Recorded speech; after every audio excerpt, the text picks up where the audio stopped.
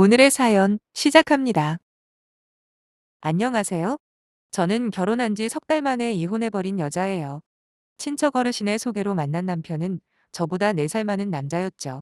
키도 저보다 작고 외모적으로 그리 뛰어난 사람은 아니었지만 저만 바라보는 정성에 감동해 사귀기로 했습니다.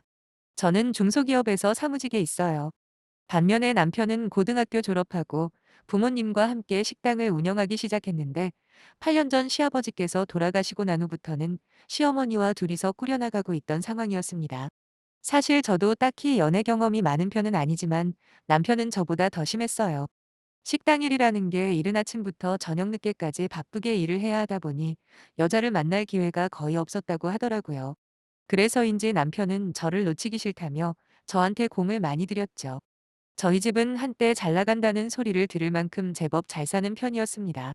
하지만 아버지가 보증을 잘못 서는 바람에 한순간 기울어 버렸어요. 아버지는 친구라면 사족을 못 쓰는 분이세요. 무슨 부탁이던 거절을 잘못하는 성격이라 늘 주위의 사람들이 끊이지 않았습니다. 그런 아버지의 성품은 다른 사람들에게는 비록 칭찬을 받았을지 몰라도 정작 가족들에게는 독약이나 다름없었어요. 어머니나 저를 생각하기보다 그저 주위 사람들에게 퍼주기 바빴으니까요. 한때 반짝 사업이 잘 되는 바람에 여유 있게 살았던 시기가 있긴 했지만 결국 아버지의 퍼주는 버릇이 제대로 집안을 말아먹고 말았고 그 후로는 엄마와 제가 버는 돈으로 세 식구가 먹고 사는 상황이었어요. 제 기준으로 봤을 때 어머니도 딱히 잘한 건 없습니다. 아버지가 시원치 않다는 이유로 동네 아저씨들과 이상한 소문이 자자했거든요.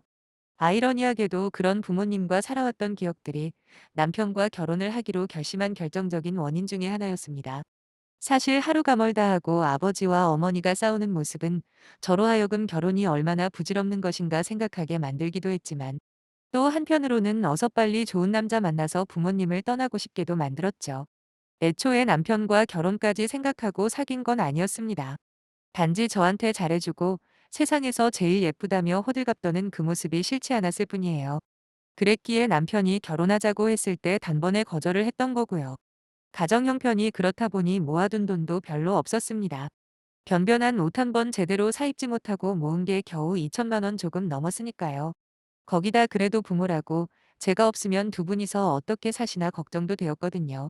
하지만 남편은 한 달을 넘게 저희 집 앞에 찾아와서는 결혼만 해주면 저희 부모님도 아들처럼 잘 모시겠다는 약속을 하더라고요. 지금이야 그 모든 약속들이 부질없는 공수표라는 걸 알게 되었지만 그때는 남편의 그 말들이 얼마나 든든하고 고마웠는지 모릅니다. 그런 남편의 모습에 조금씩 저도 마음의 문이 열렸고 그렇게 결혼을 결심하게 된 거예요. 제 성격이 원래 한번 결정을 하면 후회하지 말자는 주의거든요. 그래서 결혼 준비하면서 생각지 못한 난관들이 많았어도 적응하면 되겠지 하며 넘어가려고 했습니다. 남편에게 모아둔 돈은 얼만쯤 되냐 물어봤더니 딱히 자기 앞으로 얼마를 모아뒀는지는 모른다고 하더라고요. 그러면서 하는 말이 시어머니가 수입은 전부 관리한답니다. 식당 일 자체가 시어머니와 남편, 그리고 종업원 한 분 이렇게 셋이서 운영하는데 모든 부분에 있어서 시어머니가 진두지휘를 하는 형태였습니다. 남편은 돈이 필요하면 그때그때 타서 쓴다고 했어요. 처음엔 그런 남편이 한심해 보이기도 했어요. 무슨 초등학생도 아니고 30 중반이 넘어가는데도 자기 재산 하나 관리 못하는 게 말이에요.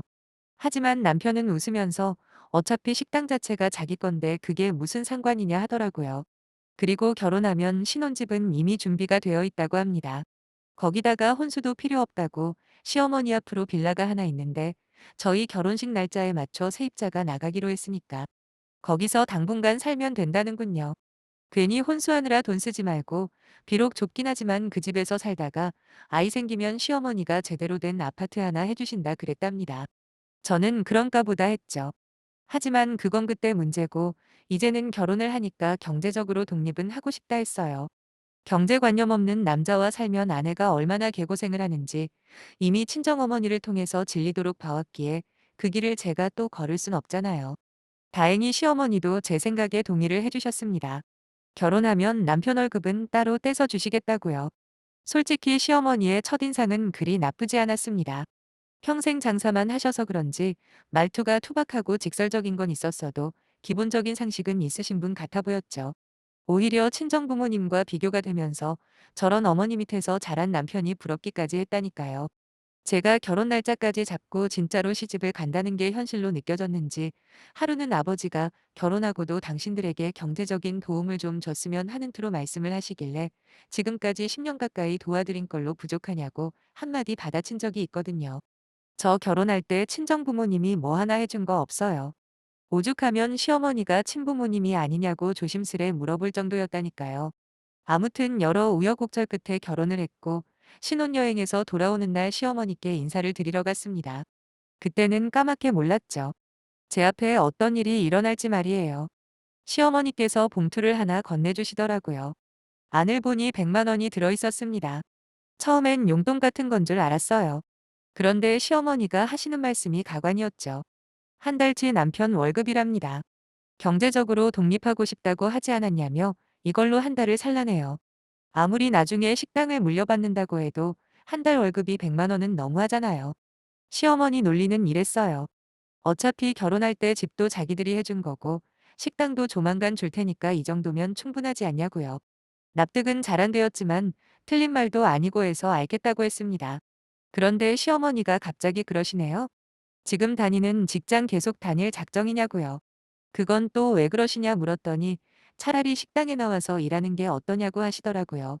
사실 남편한테 듣기로 식당 월순 수익이 1,000만 원 조금 안 된다고 했거든요. 언뜻 들으면 많이 남는 것 같지만 실상을 들여다보면 딱히 그렇지만도 않습니다. 왜냐하면 거기에 시어머니랑 남편의 월급은 포함되어 있지 않기 때문이죠. 간단하게 계산해봐도 둘이서 1,000만 원을 번다고 치면 개인당 500만 원 정도 버는 셈이잖아요. 그런데 거기에 저까지 포함해보세요. 지금 제가 직장 다니면서 버는 돈이 세금 떼고 300만 원인데 거기서 거기 아닌가요? 게다가 저 같은 경우에는 연차가 쌓일수록 수당이나 연봉이 오를 테니 굳이 식당에서 일할 생각은 없다고 말씀드렸습니다. 사실 남편이 월 500만 원을 가지고 온다고 해도 저는 절대 많다고 생각하네요. 왜냐하면 남편은 식당에 하루 종일 있다시피 하거든요. 아침 7시에 출근해서 집에 돌아오면 밤 10시가 다 돼갑니다.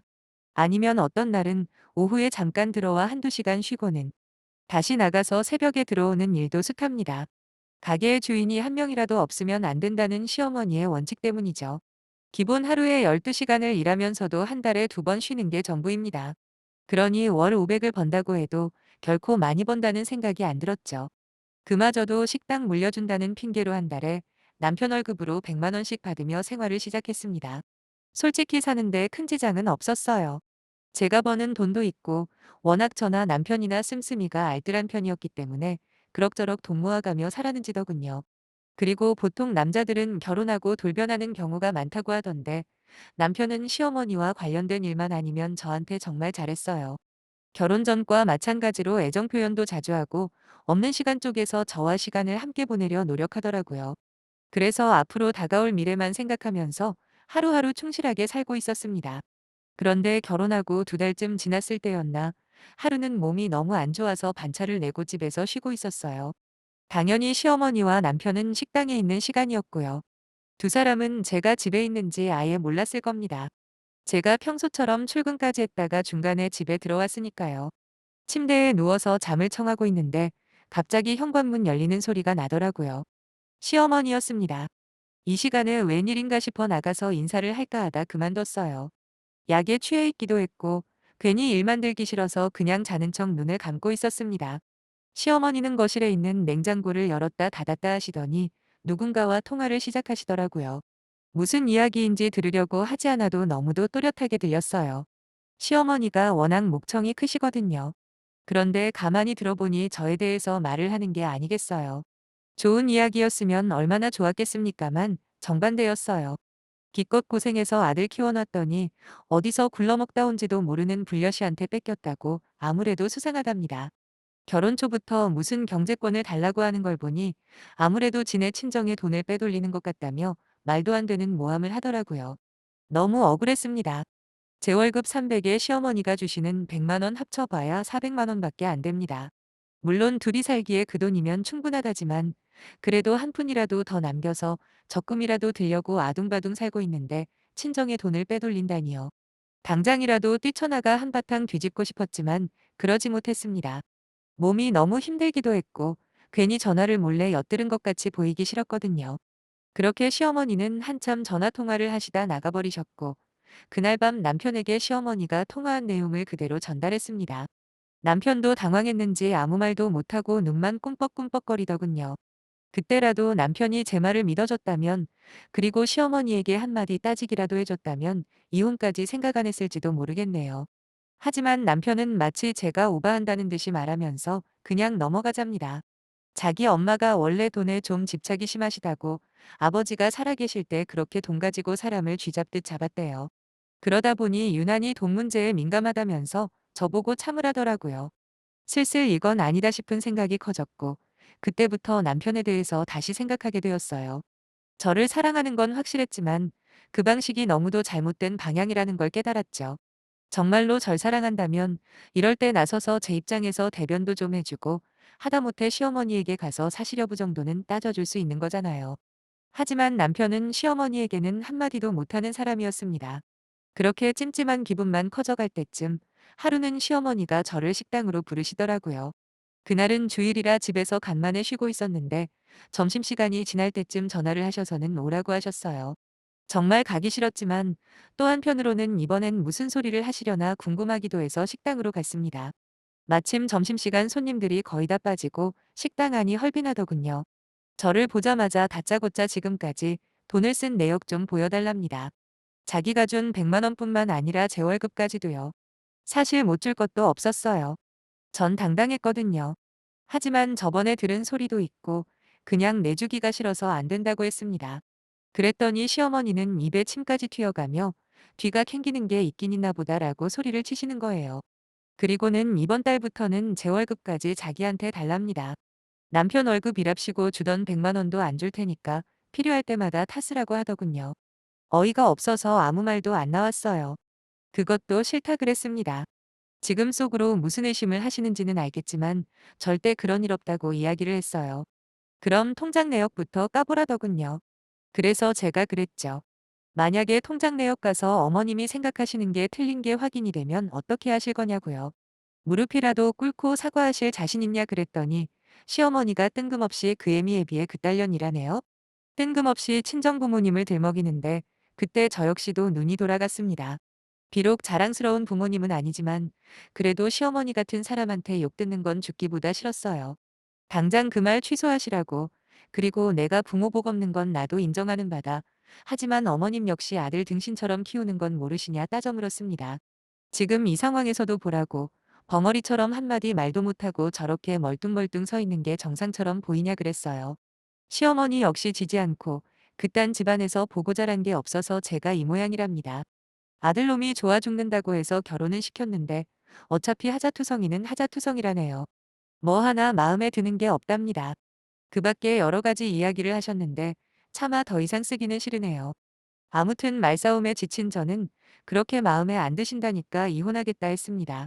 그러자 지금까지 이러지도 저러지도 못하고 가만히 있던 남편이 털썩 제 앞에 무릎을 꿇는 게 아니겠어요. 그러면서 무턱대고 그냥 잘하겠다며 이혼만은 못하겠답니다. 그때 천장이 보이더니 엄청난 충격이 얼굴에 느껴지더라고요. 시어머니가 제 머리채를 잡고 그대로 바닥에 내동댕이 쳐버린 거예요. 어찌나 힘이 센지 아무리 발버둥을 쳐도 소용이 없었네요. 그나마 남편이 달려들어 시어머니를 떼내었는데 이미 저는 만신창이가 되어버린 후였죠. 식당은 그야말로 아수라장이 되어 있었고 인근 상인분이 신고를 했는지 경찰까지 와서야 마무리가 되었습니다. 경찰서에 가서 진술서를 쓰는데 입에서 계속 피맛이 나길래 나중에 병원에 가보니 입안이 찢어졌더군요. 저는 그 길로 법률 사무실부터 찾아갔습니다. 그리고 이혼 소송을 준비했죠. 어차피 남편이 이혼 안 해줄 게 뻔했거든요. 변호사님한테 돈도 필요 없고 다 필요 없다 그랬어요. 그냥 이혼만 시켜달라고요. 변호사님은 저를 진정시키며 그럴 거면 변호사가 왜 있냐 하더군요. 지금 상황이 아주 유리하니까 일단 치료부터 받으면서 천천히 준비하자고요. 비록 돈을 받고 저를 대변하는 사람이긴 해도 참 든든했습니다. 실제로 그 변호사님 덕분에 소송에서 크게 이겼어요. 원래 저는 합의는 절대로 안 해주려고 했는데 변호사님이 그거 전부 부질없다고. 차라리 이혼 소송에 유리하게 써먹는 게 남는 거라고 하셔서 결국 합의해주는 조건으로 추가위 자료까지 받을 수 있었어요. 남편은 마지막 재판정에서까지 애원하고 매달렸지만 하루라도 빨리 그놈의 집구석이랑 헤어질 생각뿐이었죠. 더 서글펐던 게 뭔지 아세요? 제가 이혼을 했다는 소식을 들은 친정 부모님의 반응이었습니다. 그럼 이제 생활비를 보태줄 수 있냐고 하시는 겁니다. 소름 끼치더군요. 이 와중에 또 돈 뜯어낼 궁리를 하다니요. 저는 가진 돈 싹싹 긁어 모아 이직과 이사를 동시에 해버렸고, 지금은 한적한 작은 도시에서 오롯이 혼자 살고 있어요. 이혼한 다음에도 남편이 자꾸 전화를 해대서 무섭기도 했고, 또 친정 부모님하고도 이제는 더 이상 엮이고 싶지 않았거든요. 그런데 이혼하고 몇 달인가 흘렀을까? 원래 모르는 번호로 전화 오는 건 아예 안 받고 있었는데, 새벽에 걸려와 저도 모르게 한번 받은 적이 있습니다. 시어머니더군요. 아니, 시어머니였던 사람이겠죠. 제가 전화를 받자마자 살려달라 난리를 치더라고요. 자기 아들 좀 살려달라고 말이에요. 모두 용서하고 원하는 대로 다 해준다면서 지금 어디 있는지 제발 알려달라고 하는데 정말 공포영화가 따로 없었어요. 소스라치게 놀라 전화 끊어버리고 그날 밤 뜬 눈으로 지샜네요. 그 뒤로 며칠 동안 누가 뒤에 따라오는 건 아닌가 노이로제까지 걸렸었습니다. 물론 지금은 이미 1년 전 일이고 모르는 번호로 오는 전화도 거의 사라졌지만 그때 당시에는 혹시라도 제가 사는 곳에 찾아올까 얼마나 전전긍긍했는지 몰라요. 앞으로 남은 제 인생에 다시 결혼할 일은 절대 없을 겁니다. 그냥 이대로 저만을 챙기며 살아갈 거예요. 이혼 후유증도 거의 사라졌으니 행복할 일만 남았다고 믿고 싶네요. 그럼 제 이야기 들어주셔서 감사했습니다. 여러분들도 좋은 일만 생기시길 바랄게요.